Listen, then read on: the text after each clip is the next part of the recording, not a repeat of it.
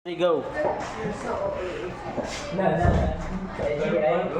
Uy, start na eh. Good day, everyone. We are your discussants in this afternoon. I am Salagoste. And I am Hesula. But before that, before we go into tackle an interesting topic, let's have first our motivational activity. I know that all of you are familiar with this activity. Let's camera action. So in this activity, the class will be divided into two. Count 1 to 2. 1, 2, 1.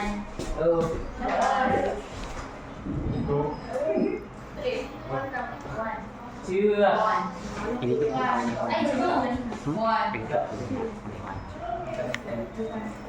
Ay, lista na yung mga nag-ano, Alright, participate. group 1 here. Lista na yung mga 2 there. Here.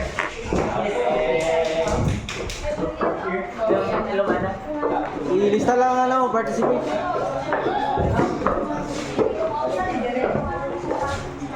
So I need 1% which group? I want something.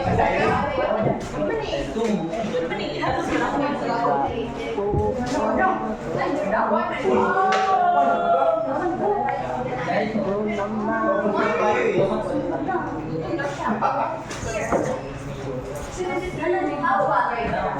How community?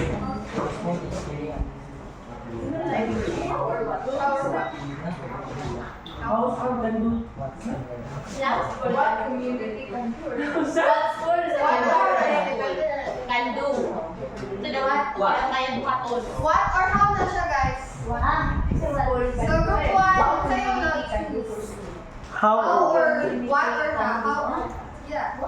So group 1, we have their tasks to perform. How or what how community can do for school? How na siya? Kung sa mga something like that. How school are you? So I will give you 5 minutes to prepare. Kapoy lang ako. Kapoy lang ako. Ano ba? Ako ang school. So, Alright, 5 minutes. Wait, now let's give the floor to the group 1 for their performance.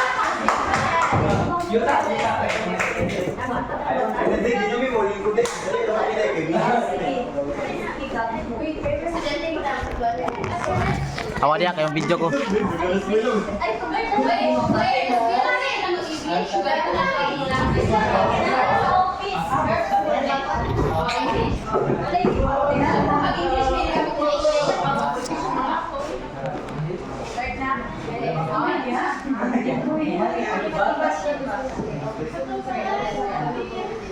Good afternoon, everyone. Here let's ask to do the how can or what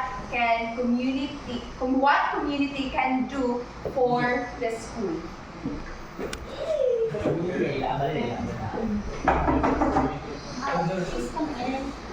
Good afternoon, Miss Principal. Good afternoon. For our brigada this year, where should we start? Oh, about that, my assistant will assist you to do the work. Okay, thank you, ma'am. Thank you for the assistance. Ma'am.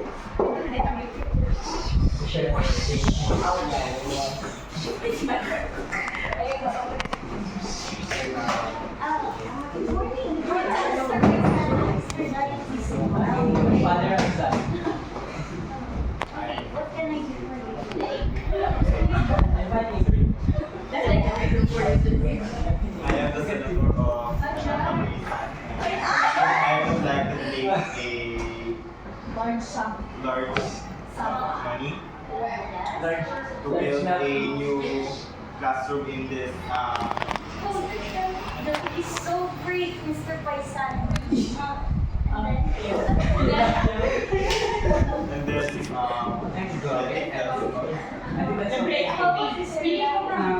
I want to donate some land. Isa kasama mo. One hectare.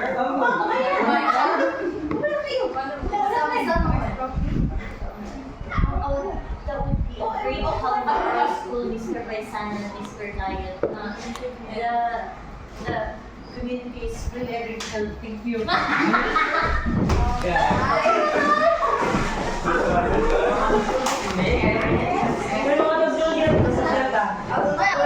That was game of four. So I think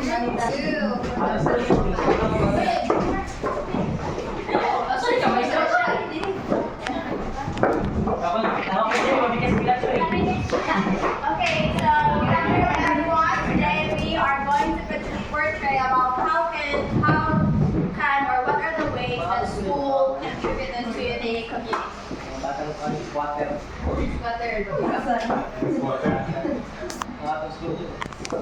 Okay, good morning everyone.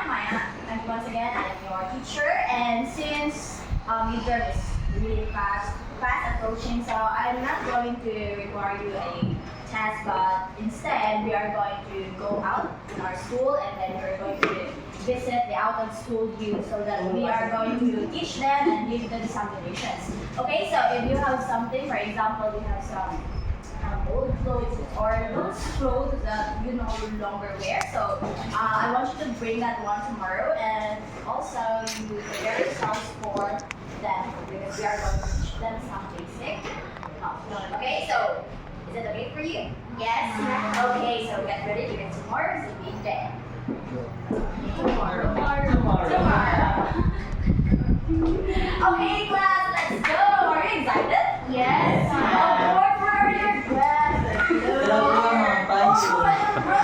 Oh, ada edgy. Klaro kaya sa video edgy ko. Palingi pa jud.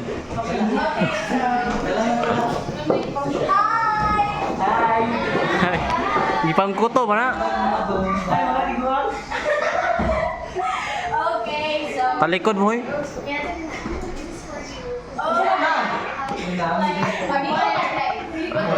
Maldita man. Okay, anything pa na ako payo. Okay, so first of all, we're going to introduce ourselves. My name is sorry ha. Sorry kayo ha? Oh, may stop ulit po sa iba. Wala ako school dito English. Hindi, ako ako. Ako si Mike Kim. Mike Kim. Kasama sila. Mga iba ko niya. Mga sila din ako dito. Mga estudyante. Kasama ko yung dito ma'am. Talokon na mo. Sumbay na mo. Imbes na mag-midterm, wala mo kami midterm, no? Wala. Imbes bilang ko. Ala.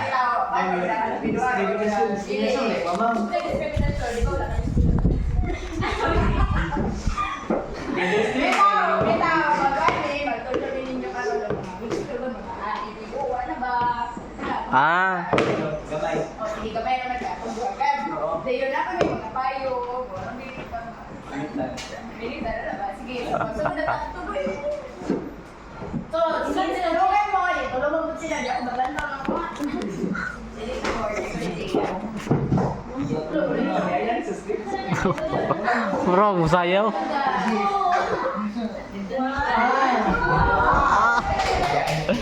Wow, very good. Ma'am, wala mo na dito ako.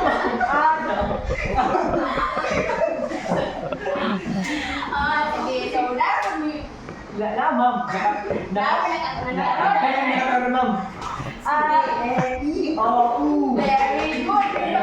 1 plus 1, 2. 3, 11. Dapat equal sa da. Okay. Sige, baka lang mga babante mo sa namin. Sige, lumakan mo. Salamat kayo ka.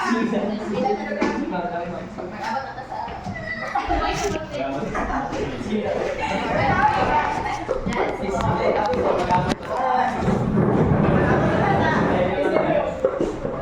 Alright, so what a brilliant performance. So now let's give a hand to group 1 and group 2 for a good performance.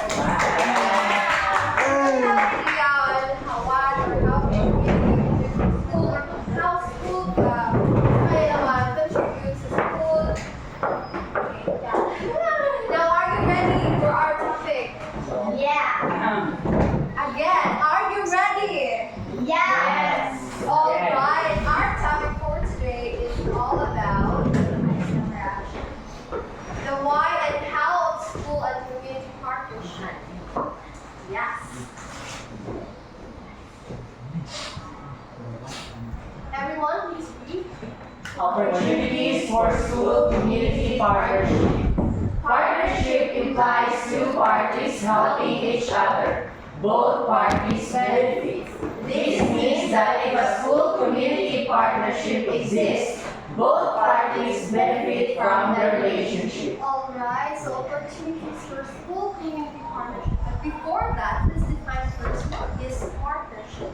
So partnership refers to the relationship of two or more parties that agree to cooperate to achieve a mutual benefit. So, and when we apply that to the concept of school community partnership, so this means that both of the school and the community work together for a shared goal. So no partnership implies two parties helping each other. So okay, example, I will ask you.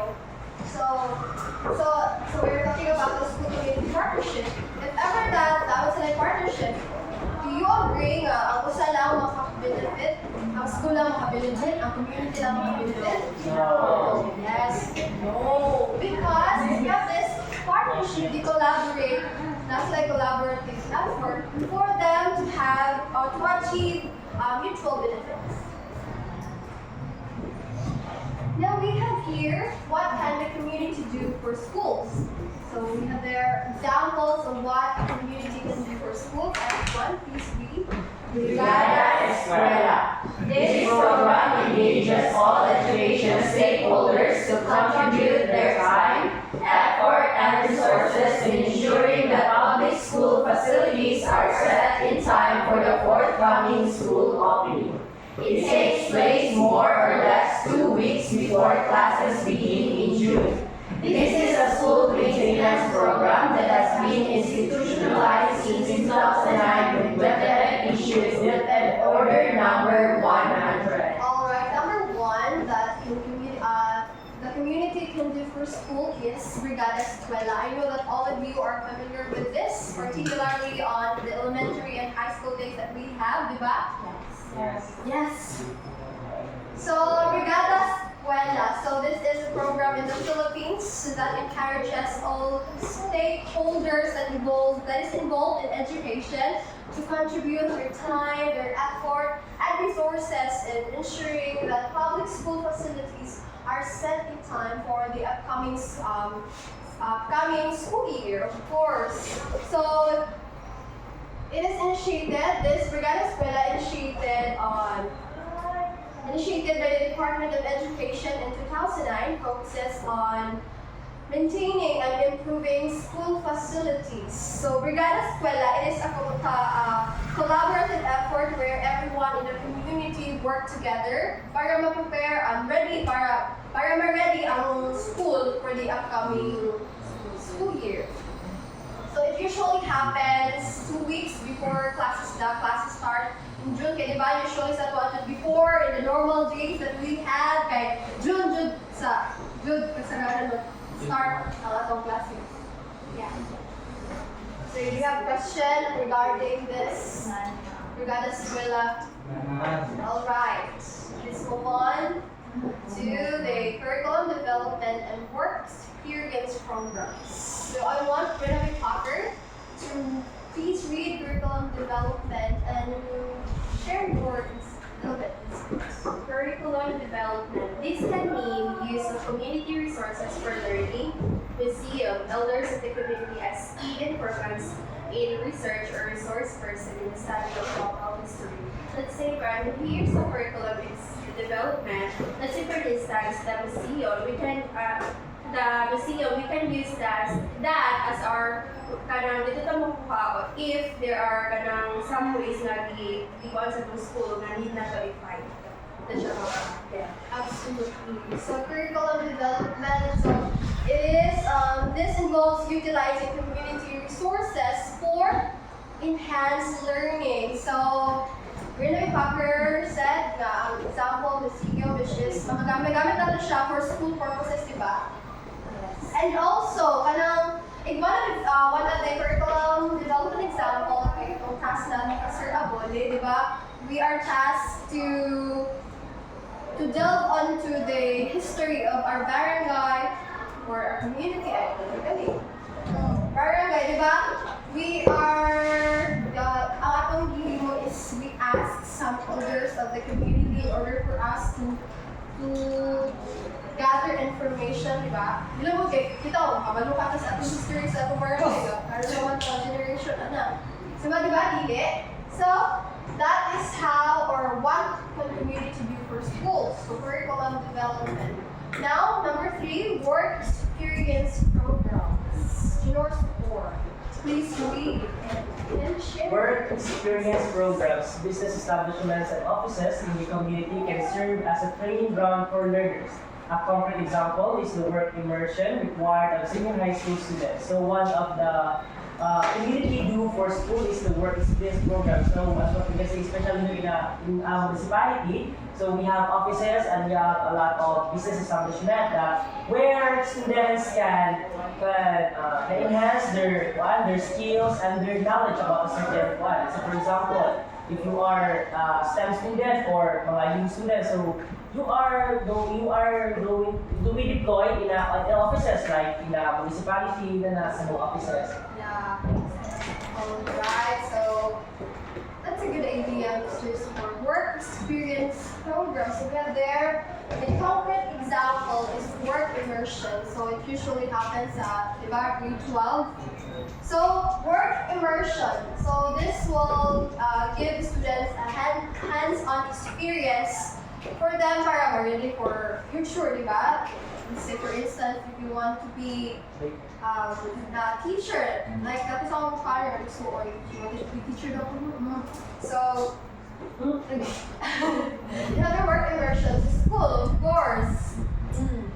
So they will going to have this hands-on experience on their future career. Ours is sleepy na. So, any questions regarding this too? Everyone, are you listening? Yes. So, what can the community do for schools? Number 1, Curriculum development and work experience programs. Alright, so we have here partner offices for immersion provide senior high school students with opportunities. So one of those to become familiar with the workplace, for employment simulation, and to apply their competencies in areas of specialization or apply subjects in authentic work environment. So diba, hands-on experience. One main function, what is that? I work immersion during grade 12 year na. Next. Everyone, please read. In this school community partnership, the school can fulfill what curriculum requires and may improve on their curriculum based on community feedback, enables the students to undergo hands-on work experience, while community establishments contribute to the formation of graduates who are more ready for life and more equipped for the world of work. Business establishments for any world of work in the community are the ultimate beneficiaries of these graduates who have been more prepared through work immersion. Alright, Mr. Ardenisa, can you share your insights about what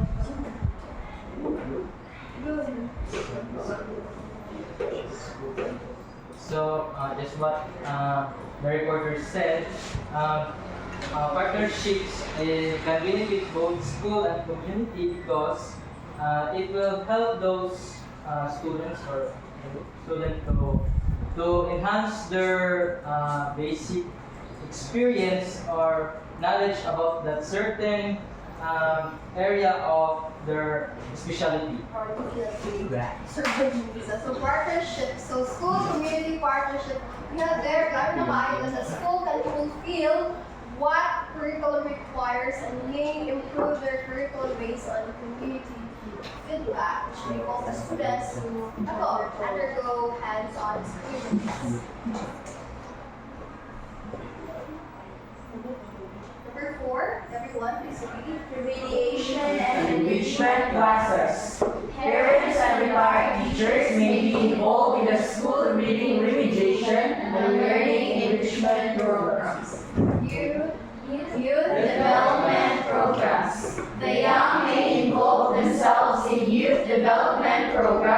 develop their skills and talents, learn how to deal positively with peers and adults, and serve as resources in their communities.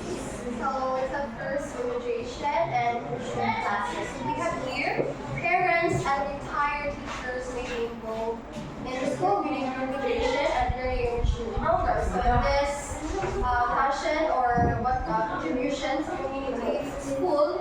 So parents and retired teachers will play a crucial role in terms of enrichment sa mga students. And as well as youth development programs, the young may involve themselves in development programs that develop their skills and talents, learn how to deal positively with peers and adults, and serve as resources in their community. So klaro naman kayo, youth development programs for us to learn to enhance our skills, para mapag-usap ko ang mga ginagawa talents. So now youth development programs, nutrition, and enrichment classes. Do you still remember? The 5 what can the community do for schools? Curriculum development, Yes. work experience programs, remediation and enrichment classes, youth development programs. Very good. Now let's move. Oh, alright. The topic is community service. Mr. Paisano, please read and share your insights.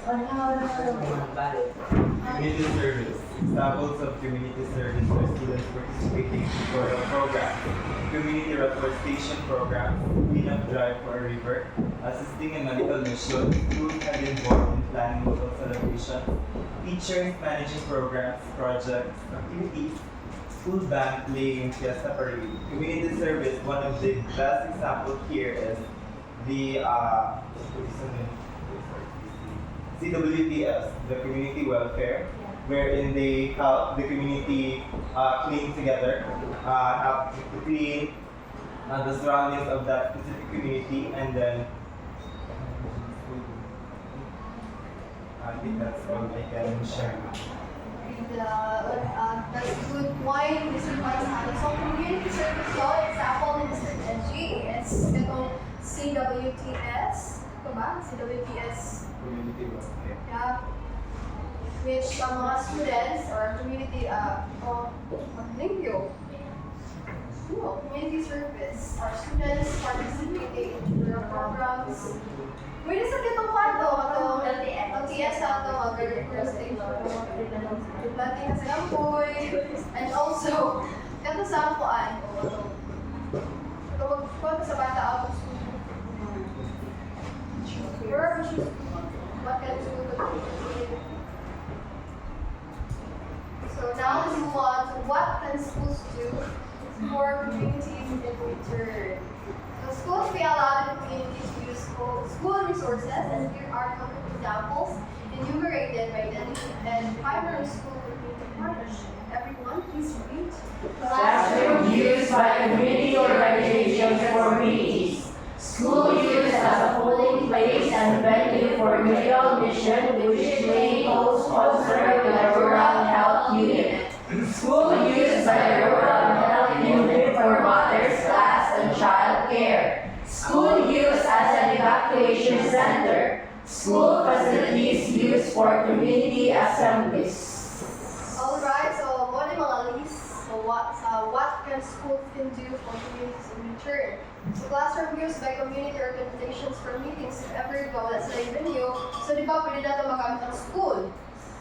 And school, school used as a polling place and venue for medical mission, which it may co-sponsor with a rural health unit. Diba, dahil election, may mga nagsipilahan na gagamiton, or it is convenient and accessible for the voters, others to access. And also, school use by the rural health unit for mothers, class, and child care. Like, yeah, I know siya ganun.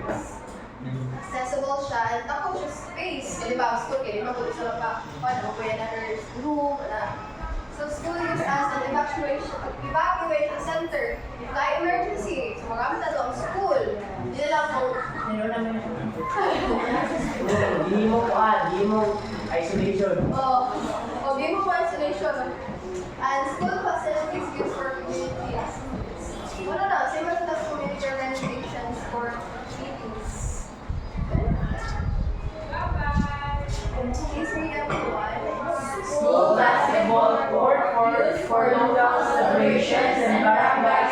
Sports League. Schools send out livelihood skills training programs for parents and out-of-school youths by using school resources. Livelihood skills training for parents and out-of-school youths by teachers themselves. Alright, so school basketball court is for local celebrations and barangay sports league. So, example na lang din sila. Sa ito ang di ba, ito ay Kasal. kasal, sports, basketball, yeah. And also, schools conduct livelihood and livelihood skills training for parents. Ano to, itong the role play dito na rin sa group 2. So, we're like, extension program. Or extension program. So, any question regarding on what the schools do for community center? Here. Usual. Yeah. All right. And here are concrete examples. Gumingaga Central School, Gumingaga Zamboanga del Norte. Are you This word. I just sort of So, Gumingaga Central School, Gumingaga Zamboanga del Sur. So, kami naman yung So, everyone, please read strong school community partnership. Strong school community partnership. Feeding program was maintained by community donors, mothers, organic councils, office of the mayor, parents who budgeted, cooked, and purchased.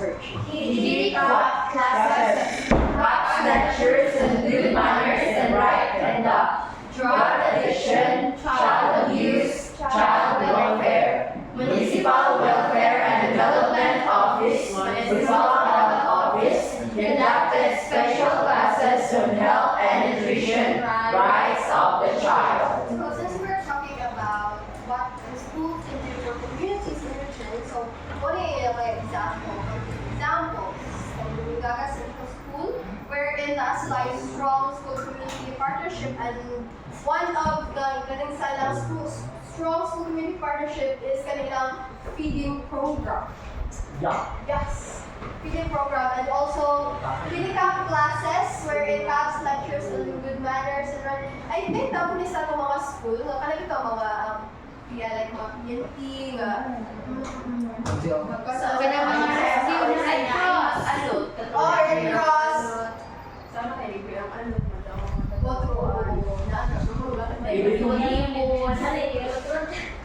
So, ano?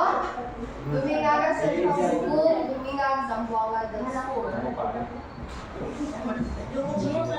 Then, we have also Angel's Magic Spot and Project Reach at Indragampo Elementary School, Makati. Everyone, please read it. Bembo Angels Magic Spot. We're the volunteer environmental superintendents of Bembo Elementary School, while magic spots were the small dump sites or empty lots in the barangay which were converted by the students into vegetable gardens from which members of the barangay could harvest for home supply. The school for their feeding program or sold them for cash for the purchase of seedlings and planting of more vegetables. Alright, go. Palms brought together students, teachers, and school head, parents, barangay officials, and other members of the community cleaned up annual loops for garbage and converted them into green areas with vegetable dialogue. It also taught gardening skills and positive attitude toward work to students and supplemented the feeding program for the underweight and the malnourished in the school. Project goals, brain operates well on loaded stomachs. Alright, so for the first one is the Gumingaga Central School. I said, oh yeah, Central School, and the next one is Angel's Magic Spot and Project Reach, Tendragram Bembo Elementary School, Makati. So, Bembo Angel's Magic Spot or PAM, so they were our individuals or merchant organization from Bembo Elementary School, and naturally, well, magic spots, so mga small dam size. So, they are more focused on sa green environment bitaw. So we have there, barangay fish were converted by the students into vegetable gardens. So diba, we have also, they are also taught gardening skills and positive attitude toward work to students and supplemented the feeding program for the underweight and the malnourished in the school. So what nila ginawa? Project Bows, brain operates well on loaded stomach. So sinusunod ko sila sa kuan mo sa katong Bigaga Central School. Kaya sila yung feeding program.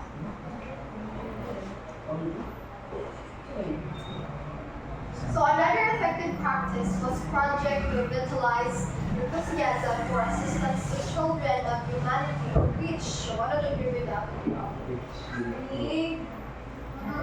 Angel's Magic Spot and Project Reach, what are siya? Reach or Project Revitalize Enthusiasm for Assistance to Children of Humanity. So where each teacher adopted one student. Alright, so ang teacher adapt one student and okay. So ang teacher getting rich teacher adopted one student and acted as his mentor for the entire school year. So they're more focused on giving a free tutorial to the adopted student during his or her free time, visiting the student's family every now and in some instances. More of an extension program for that specific or particular student kailang i-adapt or mentorship to learn. Yeah. So this contributed to improved performance of Pembo Elementary School 23rd in rank. The division achievement test zoomed up to rank 9 and 6 years later rank 1. So no, grabe ka po na nila ako practice which is getting revitalized enthusiasm for assistance to children of humanity or reach. And here also there are Vanidad Kids. Both means grade of well unloaded stomach and pera sa padapon. Everyone, please read. Vanidad Kids, ideal students who acted as role models for the students and the Pembo community. They were the cleanest, most well-mannered, and most diligent in class. Both means brain operates well on loaded stomach. Every recess, children who were selected by the school as those with beneficiaries due to malnutrition were provided a free bowl of lugaw. Pera sa Panahon, a weekly trash market where students, their parents, and other members of the community were invited to bring their recyclable garbage. The project helped the school purchase the necessary supplies and was able to support 2 students to a 2010 math competition in Singapore. Grabe, natin kayo mga practices, Angel's Magic Spot, and sa Pembo Elementary School, Makati. So, not just one, but lots. Yes. So for last night or Vanidad Kids, so these are the ideal students nga mo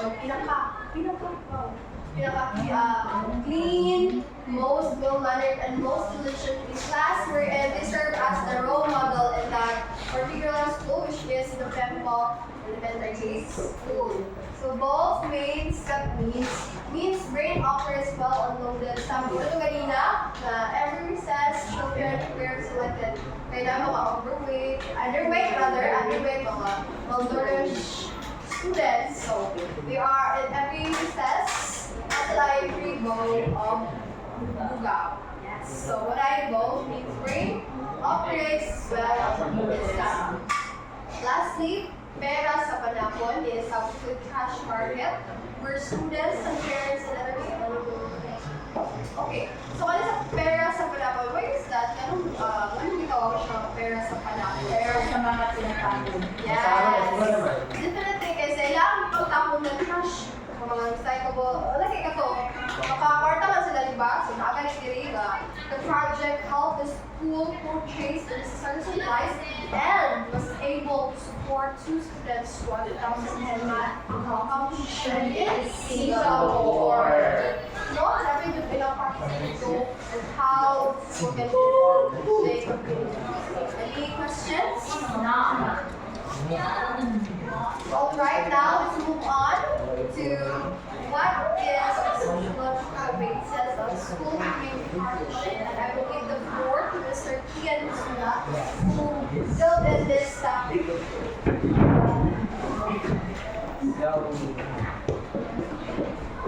So my co-discussant, Ms. Jen, may discuss about how community helps the school and how the school helps community.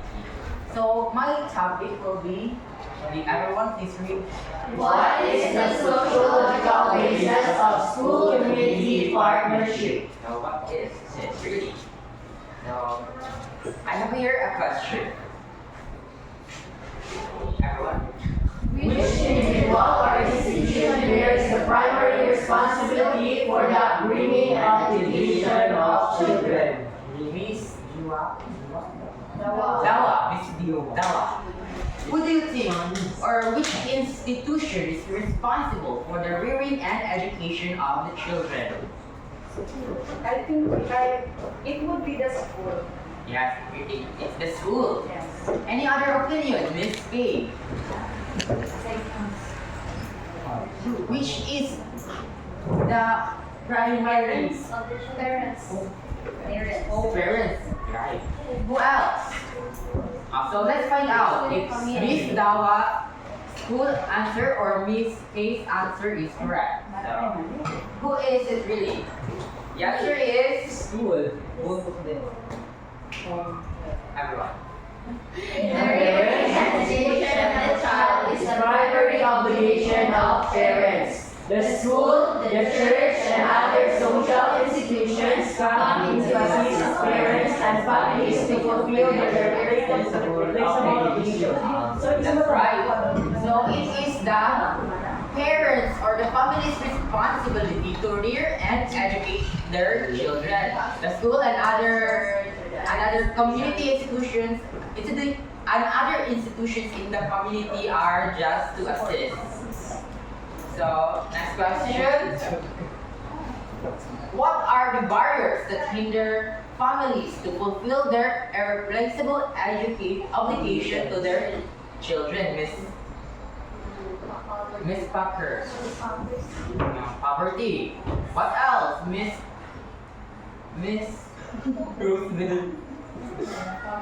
So, what are the barriers na maghadlang sa parents para masuportahan nila ilang pagtulog sa children? Okay, so aside from poverty, we also have those family that separate parents, because once we separate ang parents, the obligation would be sometimes they would not be able to send their kids to school because they have their own family like that. So, broken marriage or ganyan. Mr. Ginor, what other ideas do you have? Okay, so aside from financial problem or poverty, then broken marriages, there are also parents that are lack of knowledgeful, lack of wisdom. That's why they cannot fulfill their duty to teach their children. What else, Mr. Gayon? Just speak out your opinion. Aside nila sa ilang ingon, kanang diba? Sabi niyo nasa sa lack of Yes, let us find out. So, everyone. The breakdown of marriages.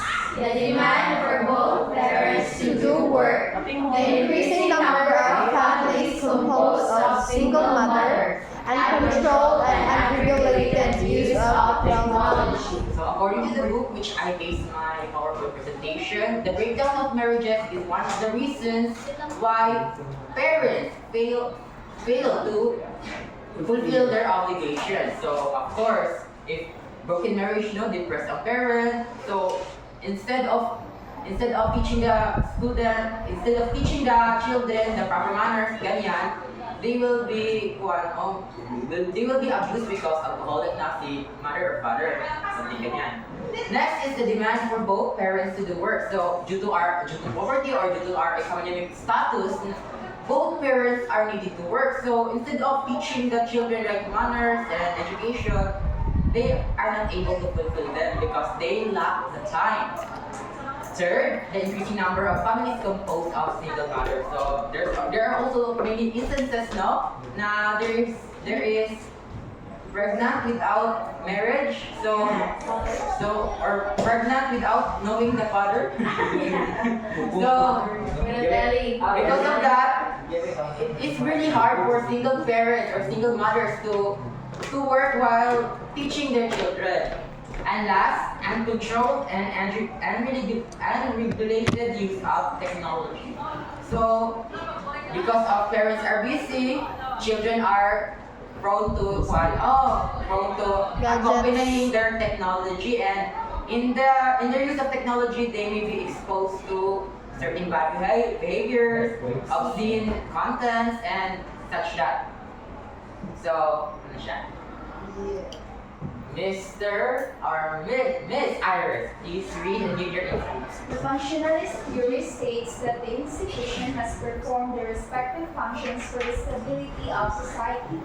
Other institutions must come in if one institution fails to do its part for the sake of society. Like for instance, in the first one, reporter, they've mentioned the functionalist theory. Every institution has their respective na function. Like for instance, katong song bones, kato na ay own them bones na ay own nga function.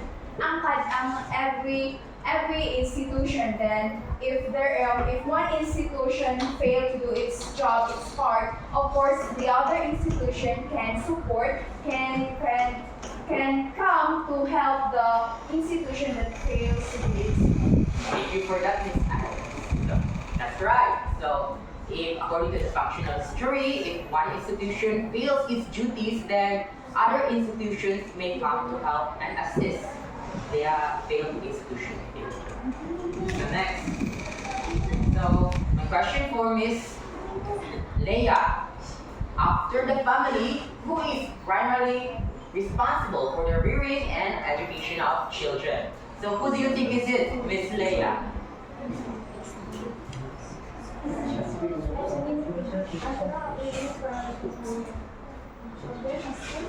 So, is your answer the school?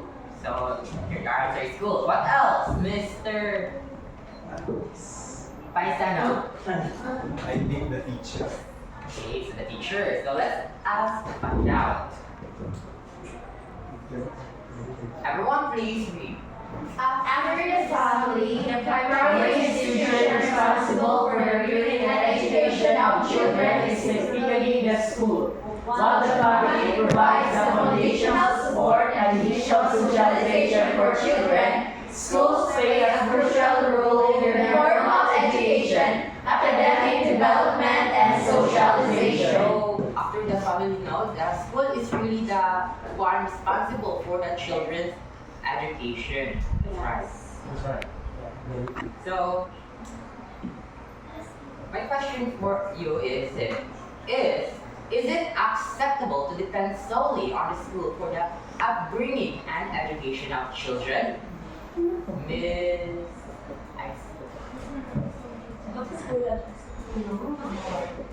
yeah. No. Why? Pwede bang po daw mga parents sa Okay, so your answer is that parents are also responsible and should also help in the teaching of the children. So let us find it out. Everyone please read.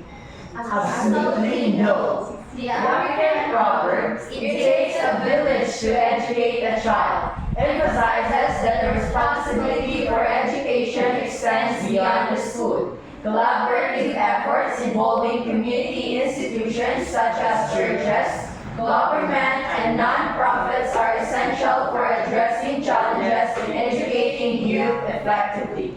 By working together, These institutions provide comprehensive support systems that complement formal education and foster the holistic development of children and youth. So just like what is stated here, the African proverb, it takes a village to educate a child. So what it means here is the village is the community. So to teach a child the education, the school is not only responsible with you. You also need to collaborate with the community so that there will be more efficient and it's more helpful so to both parties. So the school can help the community and the community can help the school. So next. Legal basis for parents and community involvement. So here in the Philippines, we have legal basis for parents and community involvement. So first we have RA 9155. So everyone please read. Governance of Basic Education Act, Section E10 explicitly states that one of the responsibilities of school heads is establishing school and community networks and encouraging the active participation of teachers, organizations, non-academic personnel of public schools, and parent-teachers community associations. Miss Roosevelt are the school heads. One of the school heads we have we have the principal, we have here in version, we also have our campus administrator. So those are the ones who are one of them, and they have their responsibility. So Miss Girl at the back, Miss Mary Jane, please give your insight about this. Responsibilities of school head is establishing school governance so one of the legal basis of the legal basis of basta legal basis is the RA 9155, which is the Governance of Basic Education Act, Section E10, wherein it includes that the responsibility of the school head is to establish school and community networks that will encourage the teacher, encourage the active participation and active participation of teachers and non-staff, non-teaching staff or other public personnel of public schools and parent teachers community. Thank you for that, Miss Mary Jane. So the school heads or the principal or school leaders are the ones that kailangan nila mag-socialize to the community so that there will be effective community and school partnership. Next is Miss A. Please read and give your insight. I see Section 3 of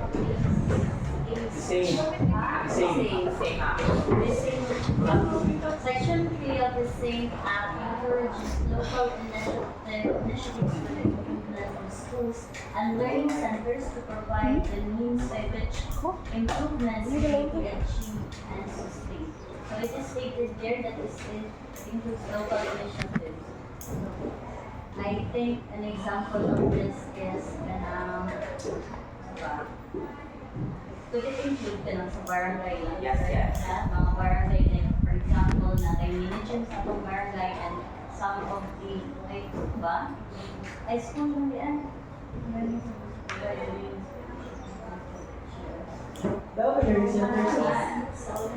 Just like what one of Miss Jinmis said kanina na they recycle the garbage so that they can support students, no? Nakasupport yan sila o Competition sa Singapore. So, I think this is one of those who na sustainable religion, no? Sustainable ang pag-recycle sa mga garbage. So, maybe, oh yes, aside from that, improvements may be achieved and sustained. So, What is an example of that? So, Just like what stated here, so the improvement of schools and learning centers. So schools is kato na school. So how can you teach children to become better if you are not able to support them financially? So agi atong programs nila na to recycle the garbage, the school Pera students sa were given panahon. the opportunity to grow and to go to Singapore for a competition. So grabe no, grabe is like exposure. Singapore just. So next, everyone please read. Batas Pambansa Bilang 222, otherwise known as the Education Act of 1892. Section 7 states that every educational institution shall provide for the establishment of appropriate bodies through which the members of the educational community may discuss relevant issues and communicate information and suggestions for assistance and support of the school and for the promotion of their common interests.